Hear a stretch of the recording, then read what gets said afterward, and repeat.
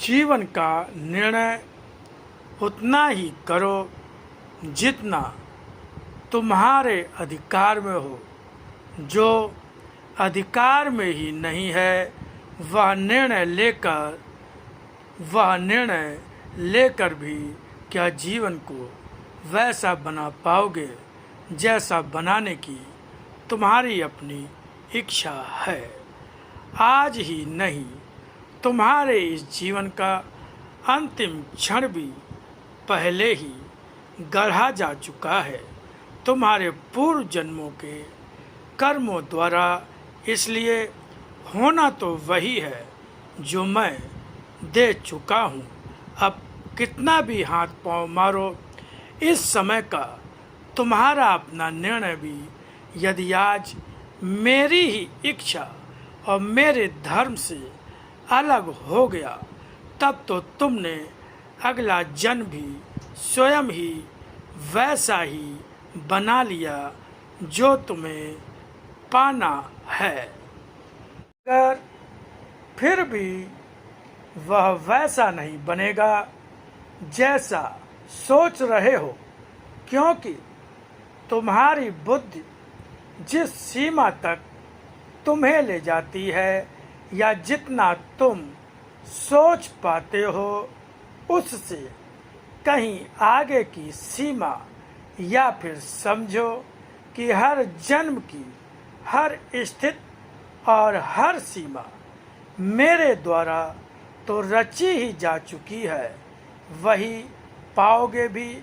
क्योंकि यह तो जो भी आज तक करते रहे, आज करने जा रहे हो, या फिर आगे भी इस जन्म में या फिर आगे आने वाले अनेकों जन्मों में क्या करोगे, क्या सोचोगे और किस शरीर के रूप में जन्म पाओगे, यह सभी कुछ उस समय रचा जा चुका था जब यह सृष्टि रची गई थी। फिर भी मनुष्य बार बार सभी कुछ सुनता है, अवसर पाता है, अवसर खोता है, स्थितियां बनाता है, और जो स्थिति भाग्य में मिटने वाली होती है उसे भी वह स्वयं ही मिटा डालता है। यही है मनुष्य का भाग्य जो पीछा नहीं छोड़ता। गुरुर्ब्रह्मा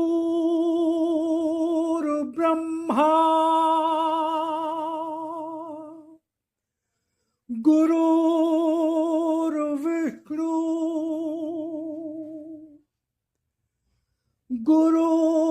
गुरुर्देवो महेश्वरा गुरुर्साक्षात् परब्रह्म तस्मै श्री गुरुवे नमः।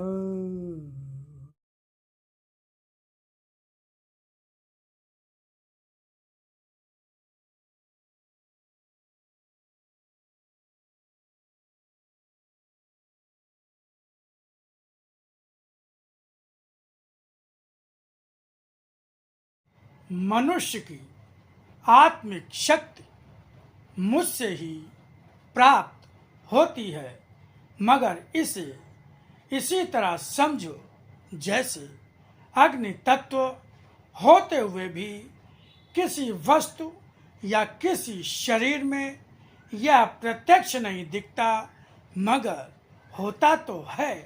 क्योंकि जब किसी वस्तु को या शरीर को जब जलाते हो तब वह वस्तु तुरंत जलने लगती है, और जलने के बाद हर उस जलने वाली वस्तु का रूप परिवर्तित हो जाता है।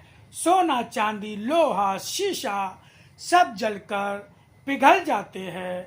मनुष्य का शरीर जलकर राख बन जाता है। इसी तरह यह शक्ति तुम्हारे अपने अंदर भी है, जो मेरी है, जो तुम्हारे अंदर होने से आत्मा के रूप में रहकर आत्मिक शक्ति कहलाती है। इसे पाने के लिए रास्ता भी तो भक्ति ही होगी। यह वैसी भक्ति नहीं कि भक्ति के नाम से ही तुम्हें कठिन रास्ता लगने लगे। यह भक्ति ना तो तुम्हें गंगा में खड़े रहने को कहती है, न ही घर द्वार पति पत्नी संतान आदि के संबंधों को छोड़ने को कहती है, न ही पढ़ना लिखना छोड़ने को कहती है, या केवल मानवता के धर्म पर चलते हुए सच्चाई के रास्ते पर चलने को कहती है। या कठिन रास्ता भी नहीं, क्योंकि तुम मानवतावादी मनुष्य के रूप में ही संसार में पैदा होते हो। जो तुम्हारे पास है उसे बचा कर रखो। अगर बचा कर नहीं रखोगे तो तभी जब तुम इसका प्रयोग जानते ही नहीं होगे। आज वही स्थिति है तुम्हारी कि तुम उस शक्ति को व्यर्थ व्यय कर चुके हो और उसे दोबारा समेटने के लिए साधन अपनाने होंगे। और साधन है कर्म। कर्म के बिना तो कुछ भी नहीं प्राप्त होता है।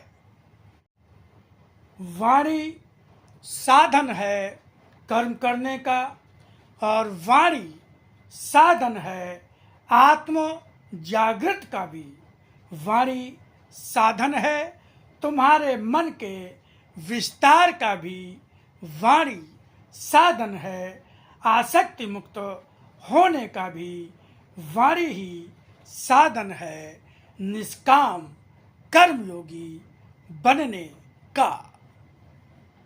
आत्मशक्ति प्राप्त करने के लिए तुम्हारे मन की पवित्रता की भी आवश्यकता है ही।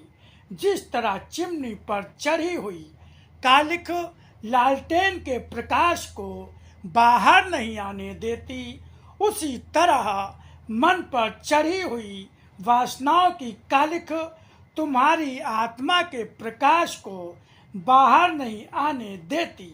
जो प्रकाश साफ चिमनी के बाहर आकर दूर दूर तक चलने वालों को रास्ता दिखाता है, गिरने वालों को गिरने से पहले संभलने का अवसर देता है, वही प्रकाश चिमनी पर कालिख चढ़ी होने से बाहर नहीं आ पाता।